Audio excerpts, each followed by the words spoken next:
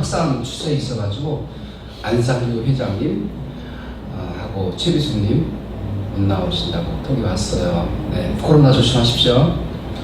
미래사회 트렌드 세 가지. 첫 번째가 뭐라고요? 혼자 산다, 혼밥. 나홀로 가족들이 엄청 많아지고 있고요. 앞으로 더 강세로 가지 않을까 싶습니다. 그래서 이제 식당도 소규모 식당들이 가능해졌다는 것입니다. 자영업을 꿈꾸시는 윤여인님한테는 희소식이지 않을까 생각을 합니다. 대형이 먹히고 있긴 하지만 이런 카페 보면 막 창고형 그 카페들이 많이 쓰고 있는데 가면 사람이 빼곡해요. 대단합니다. 그래서 대형화 내지는 아주 요즘 스몰 웨딩홀도 많이 생기고 있습니다. 나홀로 시대이다. 두 번째는요? 장수 시대이다. 140세까지 산다. 앞으로 지금 태어난 아이들은. 여기 계신 여러분들은 제가 최영석 교수, 김영석 교수를 많이 얘기하고 있는데 100세까지는 무난하지 않을까. 질병이 없는 한, 암에 걸린다든지 갑자기 압살을 당하지 않는다는 전제하에 여러분들은 100세까지는 살 수 있을 것이다. 저도 김영석 교수처럼 102세까지 살고자 하는 플랜을 가지고 있습니다. 여러분, 장수시대입니다. 그래서 장기적으로 보셔야 됩니다.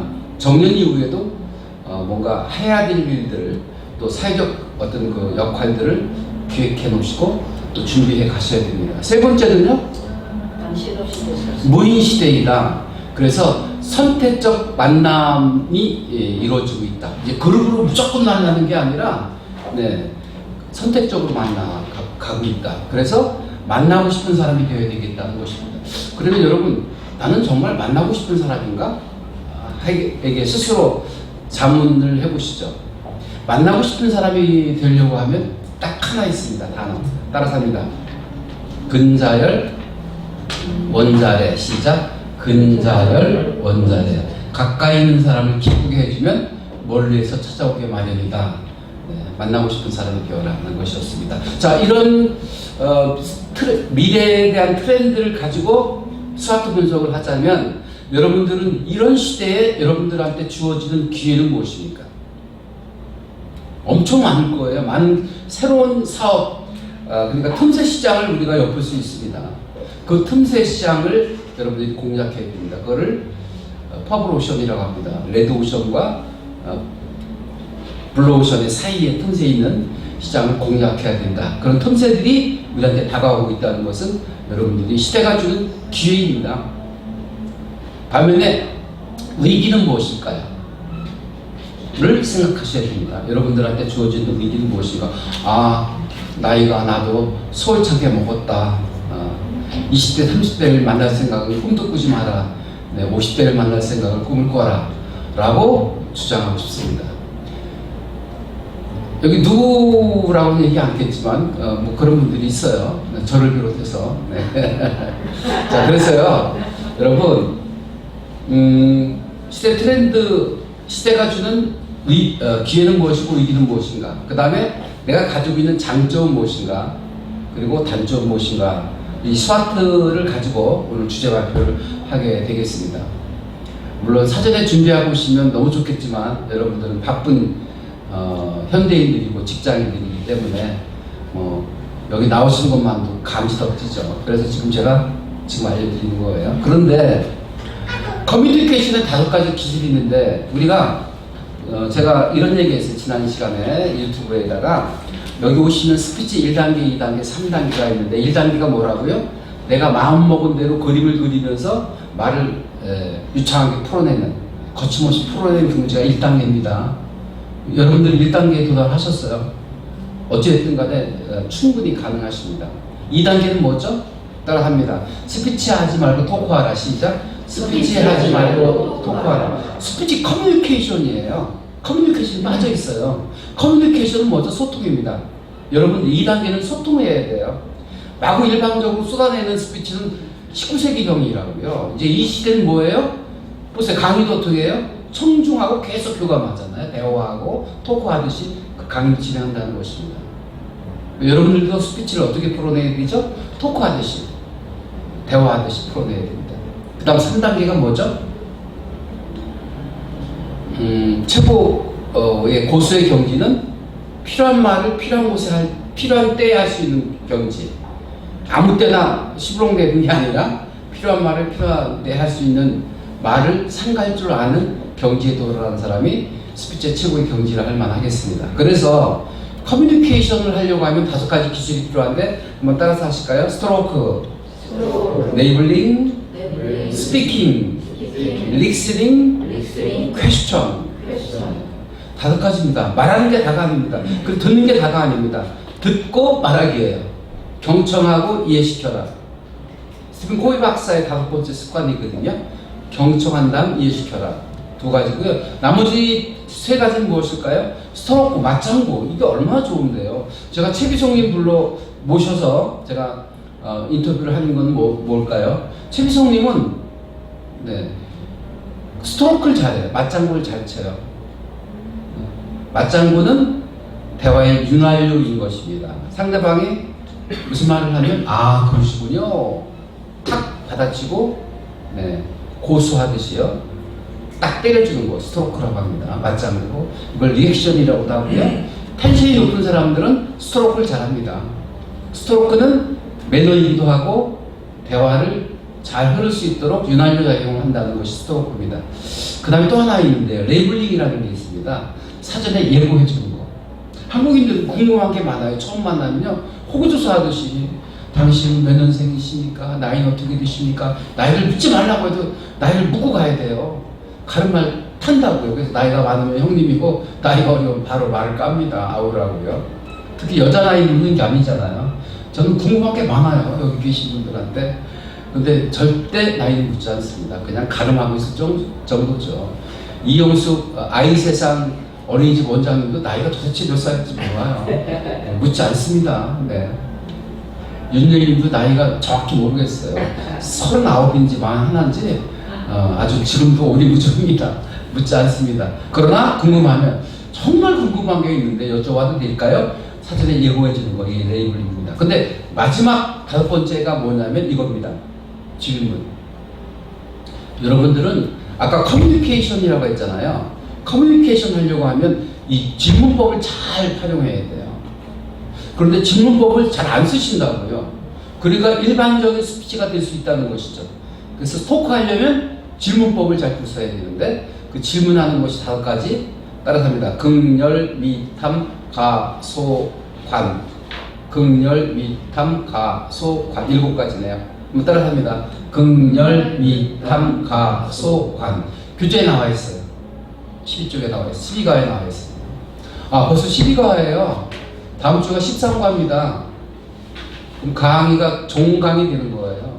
근데 12월 12일 날 졸업여행이 준비가 되어 있고, 최비송님한테 전화를 해서 누구 냈냐라고 확인해 봤더니 13명 내셨더라고요. 260만원 가지고 있더라고요. 그래서 졸업여행을 준비하고 있다고 합니다. 그런데 12월 12일 전에 2번 정도 월요반이 있는데 그 반은 그냥 프리하게 여러분들과 이렇게 1대1로 개인 코칭하듯이 그렇게 진행을 하겠습니다. 그러니까 보강을 해드리는 거예요. 아시겠죠? 그러니까 13주 다음 주 끝나는 게 아니라 12월 12일 전까지 매주 월요일마다 나오셔서 보강을 받으시면 되겠습니다. 주제 없이 프리하게 하도록 하겠고요.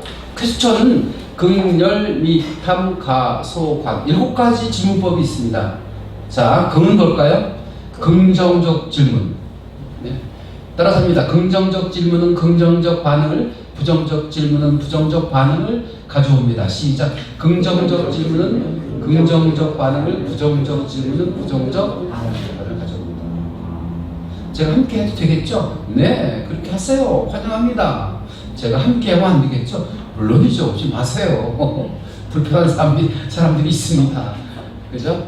여러분, 어떤 질문형을 쓰십니까? 긍정적 질문, 긍열, 그 다음에 열린 질문, 닫힌 질문이 있는데, 열린 질문은 뭐냐면, 오늘 점심 어떻게 드셨나요? 라고 얘기하면, 열린 질문이에요. 할 얘기가 많잖아요. 누구하고 어떤 식당에 갔다가 네, 자리가 없어서 이동해가지고 저기 중리동에 옥천 식당에 가서 오징어국을 먹었습니다. 네. 이렇게 열린 질문, 닫힌 질문은 뭘까요? 식사하셨나요? 아니요. 왜 안 하셨나요? 그냥 훌떡 지나가 버렸습니다. 이건 단답형으로 묻는 질문은 닫힌 질문, 서술형으로 답할 수 있는 것은 열린 질문. 어떤 질문이 효과적일까요? 열린 질문을 하셔라. 극열, 미는 뭘까요? 미래에 관한 탐색 질문. 미래.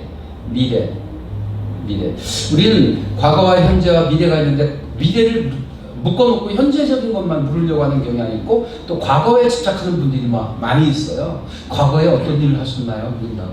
미래에 어떤 일을 하실 건가요? 라고 질문하는 경우는 극히 드물고요. 왕년에 무슨 일을 하셨습니까? 라고 묻는 질문들이 많은데, 미래지향적 질문을 하라. 극렬미, 탐색 질문. 여기 정보관이 한 분 계신데, 네. 경찰관들이 주로 쓰는, 수사할 때, 조서 꾸밀 때 쓰는 질문, 탐색적으로 파고드는 질문입니다. 꼬리에 꼬리를 물고 질문하면 되는 거예요. 탐색 질문이라는 거 별거 아닙니다. 극렬미, 가는 뭘까요? if, 만약에 가정법 쓰는 거예요. 만약에 저와 함께 여행을 떠나신다면 기분이 어떻겠어요, 윤진님? 이태면? 네? 감사합니다. 극렬미, 가정법을 써라. 만약에 여러분들이 이걸 결정하시게 된다면 선생님의 미래는 어떻게 될까요? 가정법. 그래서 상품을 파는 게 아니라 미래를 판다. 상품을 파는 게 아니라 꿈을 판다. 이런 얘기가 있어요. 그래서 이 제품을 사용하시면 미래에 윤여인 씨처럼 예뻐질 수 있습니다. 이거는 꿈을 파는 거예요. 네. 극렬미탐 소는 뭘까요? 소유에 관한 질문.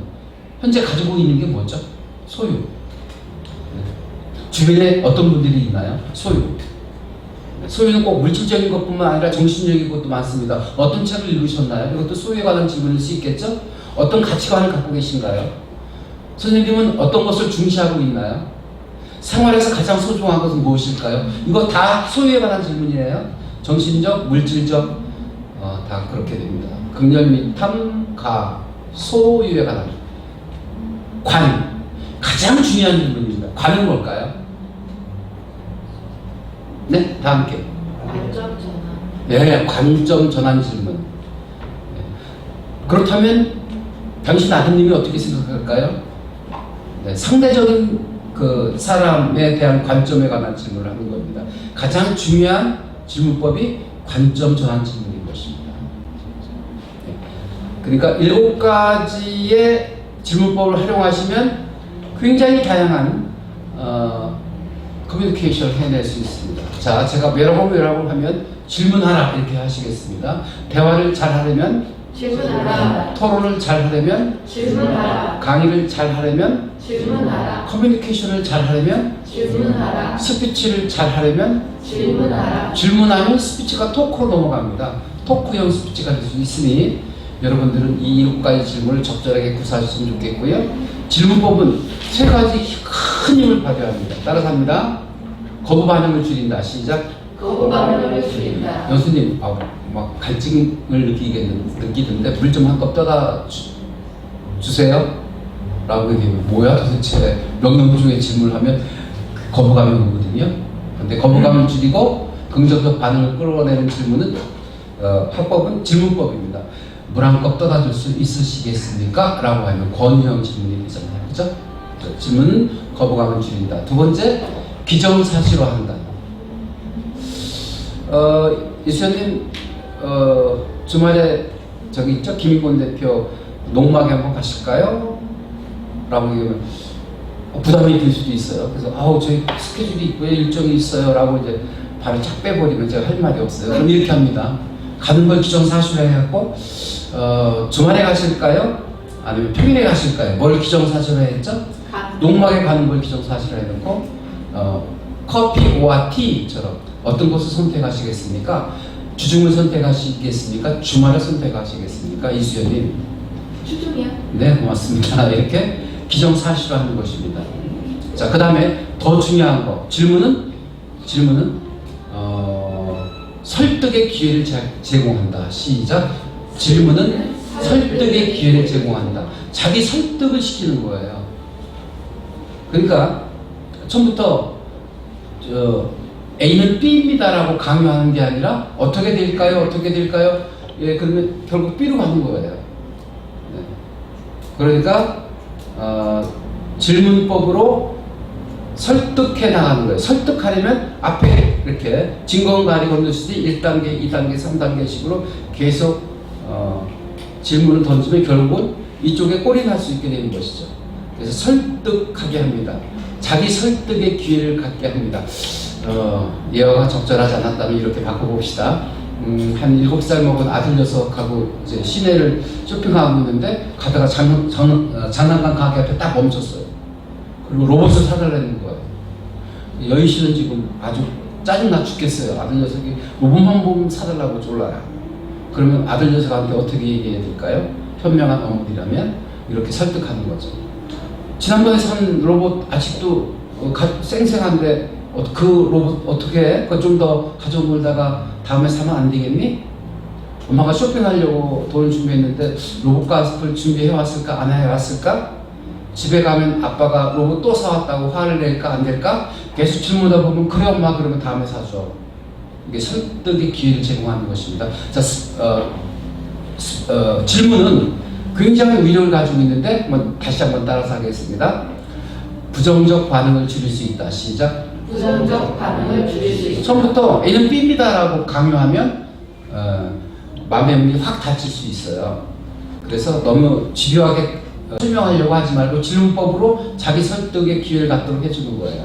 자기 설득의 기회를 갖게 한다. 그 다음에 기정사실화한다는 그런 질문법의 위력을 여러분들이 기억하시면서 오늘 스피치를 진행을 하도록 하겠습니다.